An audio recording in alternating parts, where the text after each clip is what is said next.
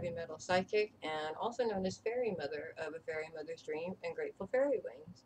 I do readings and also teach classes on mediumship and personal development and also astrology.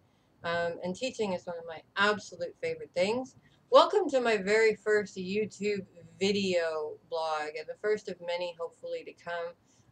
Especially coming up, which I'm really excited about, is your video horoscopes, which will be coming up here within the next few weeks as soon as I get all that together. But I thought I'd start at a little bit of a different avenue other than the horoscopes and use these videos also to answer some commonly asked questions that I get a lot of the time. And one of the biggest questions I'm getting right now is, how do I shut my brain off? It goes like a mile a minute and I cannot stop it. And I definitely know how that is because I'm an Aquarius, complete with Aquarius brain that never, ever, ever stops. So how do you deal with that? Because for a lot of people, this is a really, really, really big issue for them. One technique will not only help with that issue, but will also help with a lot of other issues. Like for instance, empaths. If you have never heard of an empath and what an empath is, most of us are empaths. Whether we want to believe that or not, in my case, I tend to kind of sort of shy away from it.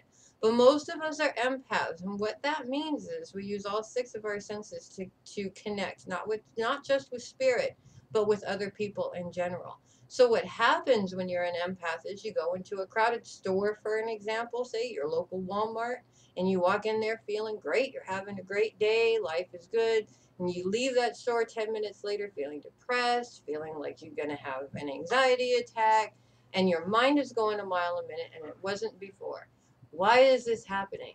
Well, empaths also pick up on a lot of different things, such as people's emotions, people's thought patterns, what's going on, a lot of different things that are going on with them, health issues. So, for instance, you pass by somebody with a headache and bam, you've got a headache, and you're like, I don't know where this headache came from.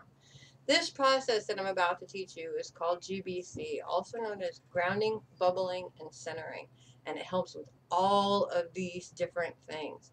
I'm a big fan of doing it. What I normally teach in my classes is breakfast, lunch, and dinner, or 3 times a day, because those are the best times of day to do it. But to be honest with you, you could do it at any time. You can never over GBC. Do it when you need it. It works every single time. First thing in the morning is usually the best because it centers you and it puts you in the mindset of you're ready for your day. Then you get to about midday, you know how it is when you're at work and you're sitting at your desk and you're kind of nodding off and about to fall asleep. It gives you a quick energy boost so that you can keep going with your day. And then finally at night, it seems like it energizes you, but it also helps to relax you. And the biggest thing, the biggest reason why I GBC before I go to bed is it shuts this off. And I don't have to go through the constant brain going and I can fall asleep. So here's what I'm going to show you right now is a little bit of how you do a GBC, grounding, bubbling, and centering. So we're going to start with the grounding. It's a little bit difficult at first. You kind of got to get the hang of it, and I'm a big fan of personalizing it in any way that you can. Make your GBC yours. Do whatever you or add whatever you want to it because that ensures that you'll do it because it does belong to you. Now, the first thing that you want to do is connect to the earth's energy or universal energy, and this is the grounding part. So imagine your feet are flat on the floor, or maybe imagine that you're outside, with your feet in the dirt, and you grow these roots out of your feet like a tree. When you do the root, that's rooting to the ground or grounding. You're connecting to that earth energy and grounding yourself, taking yourself out of the clouds and bringing yourself back down to the earth energy. As you root, you start to feel a little bit of tingling in the bottom of your feet. It kind of sort of feels like your feet are about to fall asleep, but not really that intense. It's not the hardcore pins and needles. It's just a little bit of a vibration there.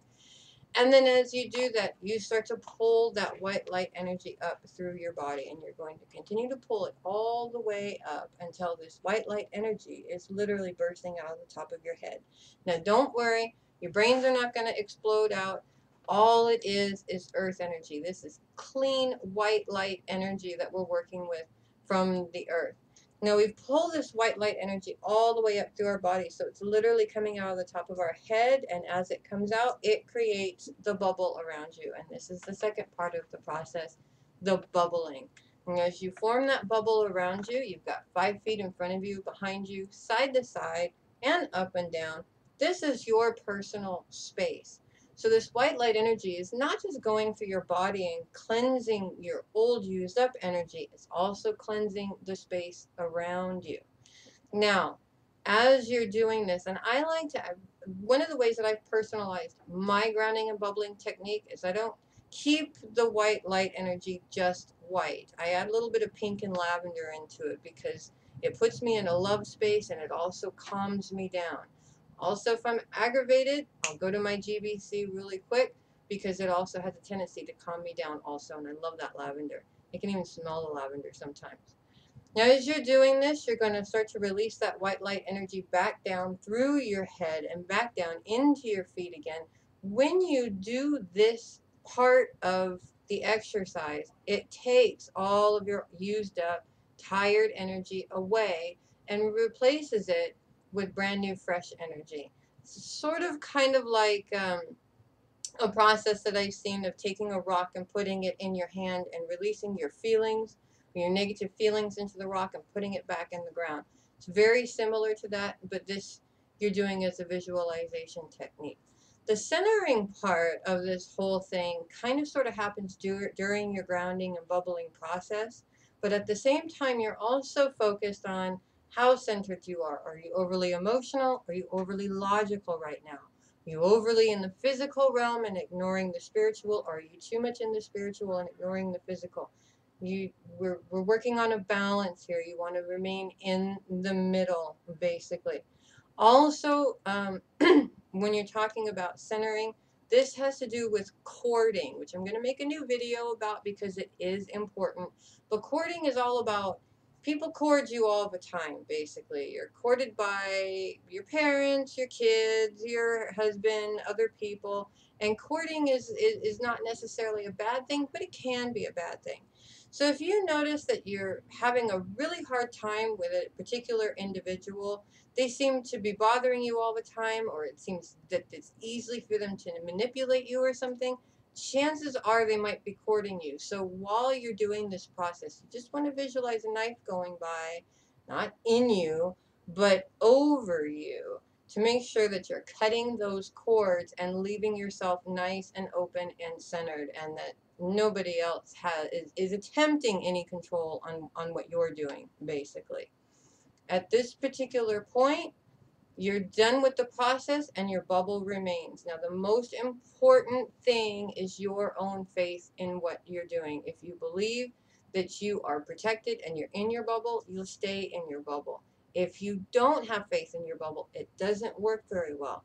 So make sure that you're focused on this bubble and that you can feel it around you a little bit. If you don't feel it around you too much, that's okay. We can work on it a little bit more.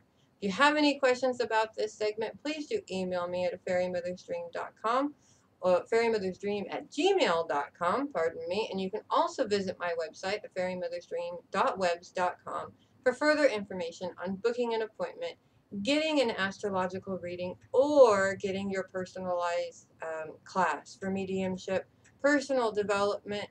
Be awesome, guys, because they're really, this life is too short not to be awesome. And if you have any questions, I'm just an email away. Thank you very much for watching, and I hope you guys have an awesome day.